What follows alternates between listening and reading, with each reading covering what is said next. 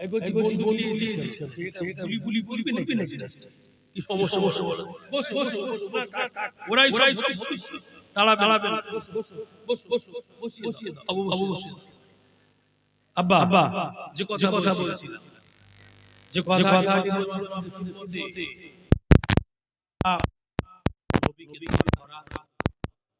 নবীকে ধরার বাবা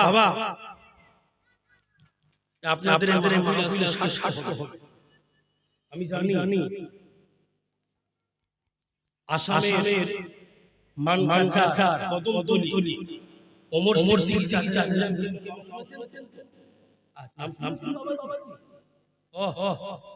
হুজুর কিবলা মানকাছা আশা তার পাশে হলো কদমতলী, সেখানে আমি লোক ফুরফুরা শরীফে ইসালে সাহাবে ওই আসামের কদমতলী গ্রামের দাদা হুজুর লাঠি আছে, দাদা হুজুর কিবলা একটা লাঠি, ওই লাঠিটার বয়স 100 বছরের পরে জোরে হবে না আরে জোরে হবে না।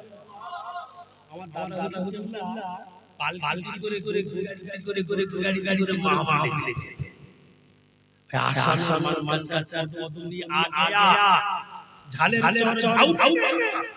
হাজার লক্ষ মানুষের ভিড়। হুজুর আল্লাহ বাবা আমরা আনন্দিত। আমার নবী জুম্মার নামাজে সাহাবায়ে কিরাম নিয়ে আলোচনা করে আল্লাহ পাকের দুআ আল্লাহ আমার সৌদি কে মদিনা কে বৃষ্টির প্রয়োজন, পানির প্রয়োজন। আল্লাহ আপনার রহমতের বৃষ্টি জোরে বলে সুবহানাল্লাহ। আল্লাহ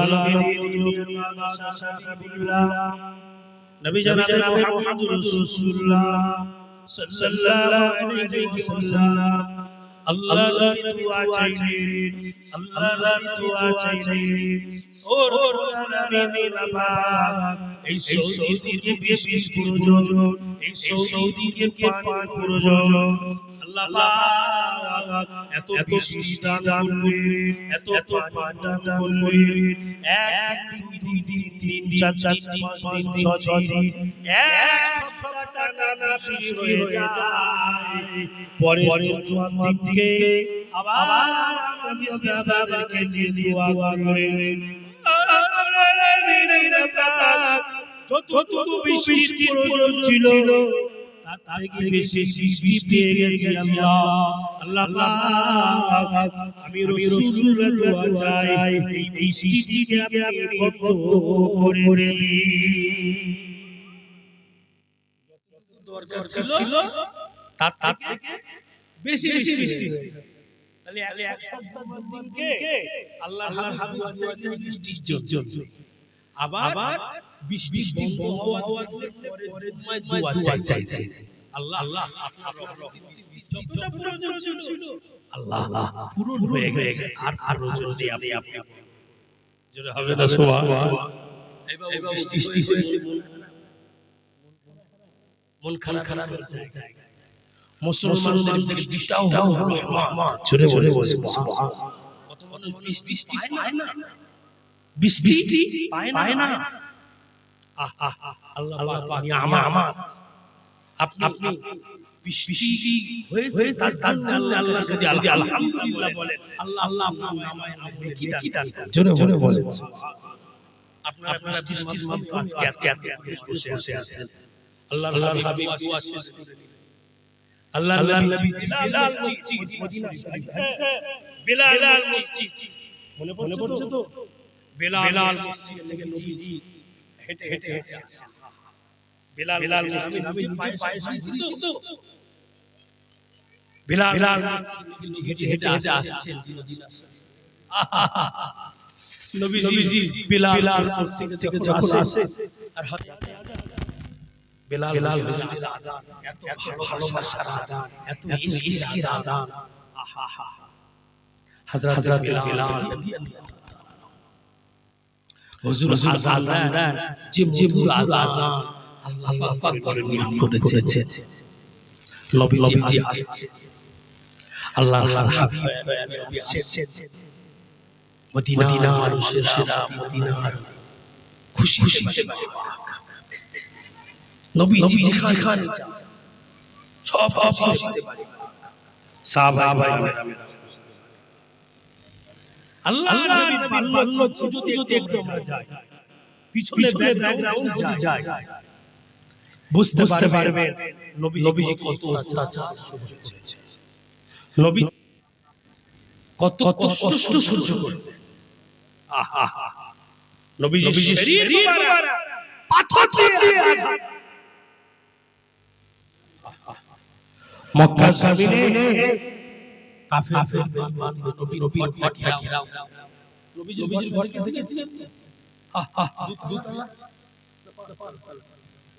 ঠিক বলেছে। অনেক হাদিসে নবী ঠিক করতে পারে না। হোটেল তো অনেক, নবীজির ঘরটা অন্য কারো বাড়ি। সেইজন্য পরীক্ষা দিলাম দুতলা না পাঁচতলা। বুঝতে পেরেছেন? হাজী সাহেব ঠিক বলেছেন। নবীজির ঘরটা ঘেরাও করে, নবীজিকে মেরে দিলেন, নবীজিকে জানে শেষ করে দিলেন। আল্লাহ নবী হযরত আলীকে ডাকলেন, আলী বাবা আমি এখন মদিনায় চলে যাই। এদিকে আল্লাহ ফারিস্তা জিবরাইল, আল্লাহ ফারিস্তা জিবরাইল বললেন, ও ফারিস্তা জিবরাইল যাও চলে যাও, ও ফারিস্তা জিবরাইল যাও চলে যাও, আমার হাবিবের ঘরটাকে আবু জেহেল, আবু লাহাব, উতবা শাইবা বগেরা এরা সব খবর পেয়েছে। আমার হাবিবকে জানে মেরে দেবে, আমার হাবিবের জীবনের মতো শেষ করে দেবে। ও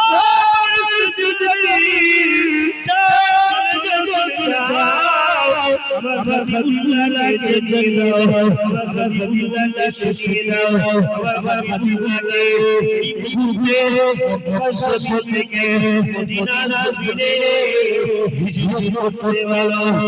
আল্লাহ পাকের ফেরেশতা হযরত জিবরাইল আমিন আলাইহিস সালাতু ওয়াস সালাম আখেরি কলিল্লাহ জুড়ে আল্লাহর নবী যে সালাম দিলেন, আসসালাতু ওয়াসসালামু আলাইকা ইয়া রাসূলুল্লাহ, আসসালাতু ওয়াসসালামু আলাইকা ইয়া হাবিবাল্লাহ। হুজুর মাবরুর, হুজুর জিয়াদাতে মাবরুর, হুজুর আর ঘটা আবু জেহেল, আবু লাহাব, উতবা শাইবা বগেরা এরা সব ঘেরা করে ফেলেছে। আপনাকে জানে মেরে আপনাকে জীবনের মতো শেষ করে দেবে। হুজুর আপনি বলতে কোরআন শরীফের সূরা ইয়াসিনের কিছু আয়াত তেলাওয়াত করে জমিনের উপরে বালুর উপরে ফুঁক দিয়ে কাফের বেঈমান বেদিনদেরকে নিয়ে পড়ে না নিক্ষেপ করা দায়িত্বগুলো আমার, সকলের চোখে চোখে পৌঁছে দেওয়ার দায়িত্বগুলো আমার।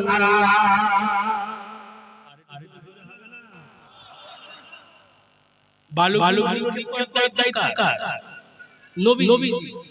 সকলের চোখে চোখে পৌঁছানোর দায়িত্ব কার? আমার। বাবা দেখবেন অনেক সময় আমরা রাস্তা দিয়ে হেঁটে যাই না, বিড়েল সামনে আসে, সামনে আসে না যাদের একটু হার্ট দুর্বল, ওরা কিন্তু কমজোর হয়ে কথা বলছেন। আব্বা ফিরে আসো। আমাদের একতা ঐক্য একটু টোন বাড়াও, একটু টোন দাও।